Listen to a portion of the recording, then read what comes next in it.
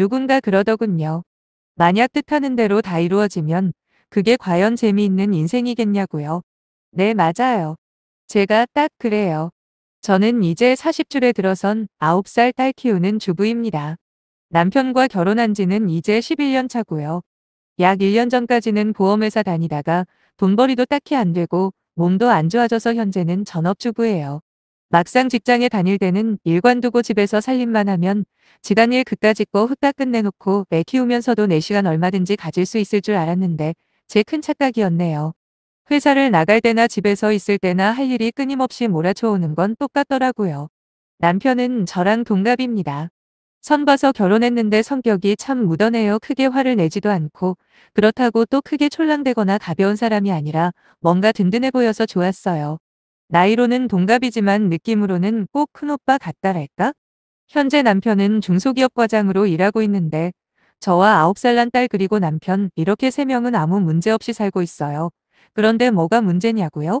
바로 시댁 문제, 아니 좀 더 정확하게 말하면 형님과 시댁 문제죠. 남편에겐 4살 많은 형이 있는데 저희와 비슷한 시기에 결혼을 했죠. 언뜻 이야기를 들어보니 지금 형님이 아주버님을 많이 좋아해서 자기 친정 부모님에게 그랬대요. 지금 잡지 않으면 놓쳐버릴 것 같아 불안해 죽겠다고요. 그렇게 때를 써서 일찍 결혼하게 되었다고 하는데 형님네 집안이 여러모로 알아주는 집안이거든요. 뭐 형님의 아버지는 원래 사업체를 운영하시던 분이라고 하던데 지금은 시의원인지 뭔지 정치에 뛰어드신 지 몇 년 되었다고 하더라고요. 돈으로 정치계에 입문한 그런 케이스라고 의심이 들더라고요. 왜 이렇게 생각하냐면 최소한 제가 알기론 형님네 아버지나 어머니 두 분 다 돈은 많을지 몰라도 학벌도 별로고 특히나 인성이 안 좋기로 동네에서 소문이 나 있거든요.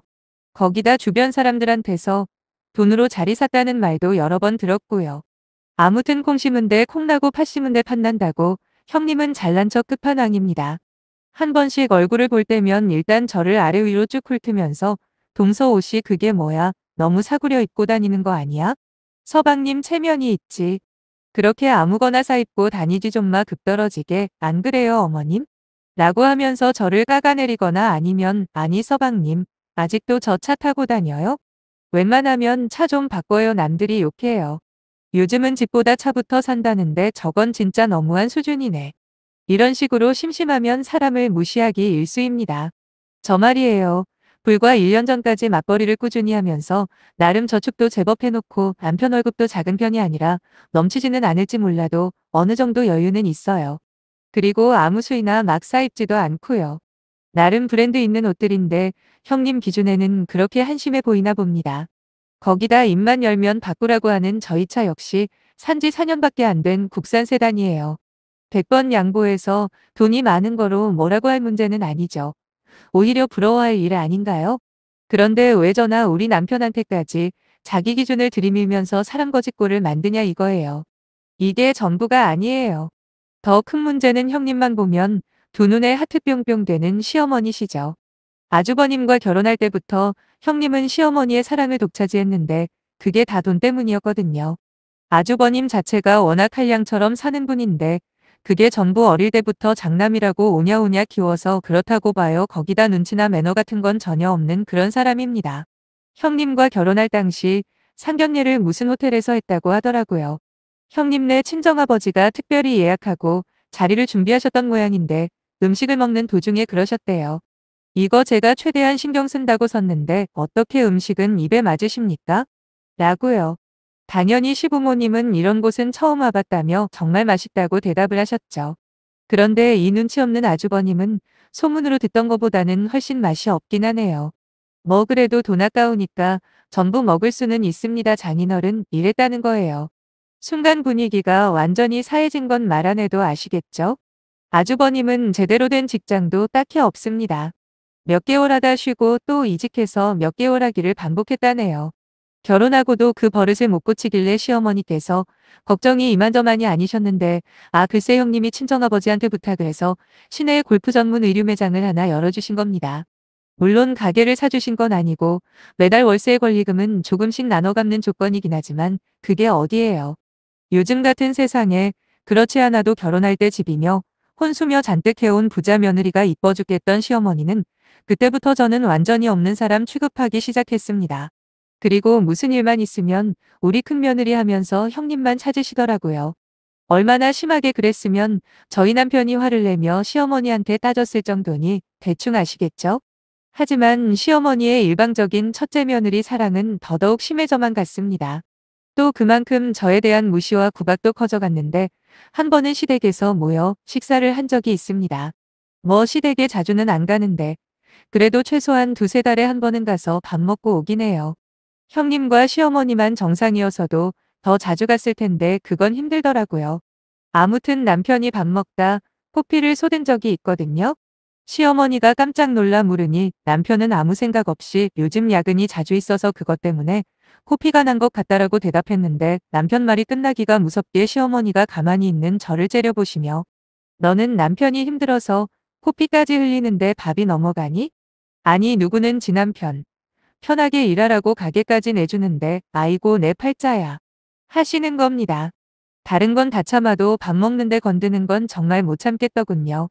그래서 어머니에게 다 큰 어른이 피곤하면 코피도 좀 흘리고 그런 거지 어머님 아들 코피 흘리는 걸 왜 저를 탓하시냐. 그리고 어머님은 아버님한테 뭐 해드리셨길래 자꾸 저보고 남편한테 해준 거 없다고 그리 구박하시냐 막 따졌네요. 거기다 남편까지. 엄마 그만 좀 해. 엄마가 지금 하는 말 하나도 이치에 맞지도 않고 오히려 엄마 얼굴에 침 뱉는 건데 언제까지 그럴 거야. 내가 다 창피하다 하며 뭐라고 했고 시어머니는 완전히 폭발하시더라고요. 나가라. 그리고 다시는 여기 오지 마라. 니네들 안 봐도 나는 아무 상관없으니 그렇게 애미 속 뒤집으려면 오지 말거라. 거기다 평소 집안에 무슨 일이 일어나는지 아무런 관심도 없던 시아버지까지 저희만 뭐라고 하시길래 다시는 안 온다 다짐하고 그 후로 아예 안 갔네요. 더 열받는 건 옆에서 거드는 형님이었는데 그 난리가 났는데도 혼자 실실 웃으며 동서 아무리 화가 나도 그렇지 어른한테 대들고 그러는 건 좀 아니지 않나? 보통 그런 걸 가정교육이라고 하긴 하는데 아니다 못 들은 걸로 해도 진짜 확 뒤집어 엎으려다 괜히 내 손만 더럽히겠다 싶어 그냥 돌아왔어요. 그런데 저희가 시댁의 발길을 끊고 지내고 있을 때 남편이 엄청난 광경을 목격해버렸습니다. 지금 생각해도 가슴이 벌렁벌렁 뛰는 게 무슨 공포영화의 한 장면 같네요. 우리 9살짜리 딸이 요즘 유튜브에 푹 빠져 있는데 자기도 유튜브에 영상을 올리고 싶다면서 남편을 얼마나 조르던지 그래서 핸드폰과 거치대를 사줬죠. 그때부터 매일같이 아무 영상이나 마구 찍더라고요. 한때라 생각하고 그러려니 했죠. 그리고 촬영한 영상을 남편이 대충 편집해서 올려주는데 며칠 전 밤 딸아이 재우고 거실에서 넷플릭스 드라마에 완전 몰입을 하고 보고 있었어요. 그런데 남편이 자기 방에서 헉 하는 소리와 함께 저보고 빨리 들어오라고 난리더라고요. 무슨 일인가 하고 들어가서 봤더니 남편은 딸아이가 보내준 영상들을 편집하고 있던 와중이었나 본데 남편이 모니터에 손가락을 가리키며 여보 이거 좀 봐라고 말하더군요. 화면 속에는 딸아이가 있었고 저번에 시댁에 갔을 때 무슨 만들기 영상을 올린다고 거실에 앉아있는 영상인 것 같았는데 아무리 봐도 남편이 뭘 보라는 건지 찾을 수가 없대요. 제가 답답하게 한참을 여기저기 헤매니 남편은 손가락을 모니터 어디쯤 찍어주었고 거기에 어렴풋이 큰 방문 틈 사이로 형님과 아주버님이 마주보고 서 있는 모습이 보이는 거예요. 바로 그때 화면 속의 형님은 아주버님 뺨을 세차게 올려붙였고 그 후로 무려 5대나 연달아 아주버님의 뺨을 있는 힘껏 내리치는 모습이 잡힌 겁니다. 이게 무슨 일인가 싶어. 저는 처음에 남편이 편집 같은 걸로 장난을 치는 줄로만 알았네요. 그만큼 믿기 힘든 장면이었고 그 충격은 일주일을 넘게 가더라고요. 밥 먹을 때도 잠자려 누울 때도 그리고 집안일을 할 때조차 아주버님의 뺨을 세차게 내려치던 형님의 얼굴이 눈에 아른거려 아주 애먹었어요. 남편은 너무너무 분노를 했고 당장 아주버님에게 연락을 해서 따로 만나서 이야기를 전부 들었는데 실상은 이랬다고 해요. 결혼하기 전에는 그렇게 오빠 오빠 하면서 아주버님 말이라면 껌벅 죽는 신용까지 하던 형님은 결혼하고 이제 자기 남자가 되었다는 확신이 들면서부터 180도 변해버렸는데 시댁에서 보였던 그 뻔뻔하고 이기적인 모습은 평소 하는 거에 100분의 1도 안 된답니다. 극도의 신경질과 잔소리는 기본 탑재고 특히 문제가 되는 건 손버릇이었다고 해요. 조금이라도 자기 기분을 거스르면 꼭 그렇게 아주버님 뺨을 때리는 거죠. 이게 한번 손대기 시작하면 한 대로 끝나는 게 아니라 최소 몇 대는 연달아서 때려야 분이 풀린다고 하던데. 이 정도면 범죄 아닌가요? 어떻게 자신의 반려자를, 그것도 자기가 그렇게 좋다고 따라다니던 남편을 그렇게 무차별적으로 때리고 인간 취급을 안 할 수가 있는지 그냥 무서울 따름입니다. 진짜 형님이 너무 무섭더군요. 남편은 일단 아주버님에게 이혼하라고 최대한 증거 잡아서 이혼하는 게 최선이라고 했더니 이 등신머저리 같은 아주버님이 한다는 말이 그런 가게는 어떻게 해? 였답니다. 돈이 좋아서 뺨 맞는 것도 감수하겠다는 아주버님의 반응에 기가 찬 남편은 그 길로 시어머니에게 다 알렸고 시어머니 역시 뒷목 잡고 쓰러지셨는데 그게 며칠 전 일이거든요. 아직도 어머님은 방에 누워 꼼짝도 못 하십니다. 뭔가 눈치를 챈 건지 형님은 한 번도 찾아온 적이 없대요. 아마 이혼은 하게 되겠지만 어떤 식으로 결론이 날지는 현재로서는 짐작도 안 가네요. 돈 가지고 저 무시한 시어머니는 일단 확실한 벌을 받았으니 패스하고 형님이라는 그 인간 역시도 반드시 벌을 받을 겁니다. 살아보니 그렇더라고요. 잘못을 하면 그만큼 벌을 받게 된다는 거, 그 시기가 빠른지 늦은지 차이는 있겠지만 언젠간 분명히 대가를 치른다는 것은 확실하다고 믿고 있거든요. 아주버님이랑 이혼하는 건 뻔한 결말이고 추후에 누구를 만나던 자기보다 100배 1000배는 악독한 인간 만나서 개고생할 겁니다. 그게 인생이니까요.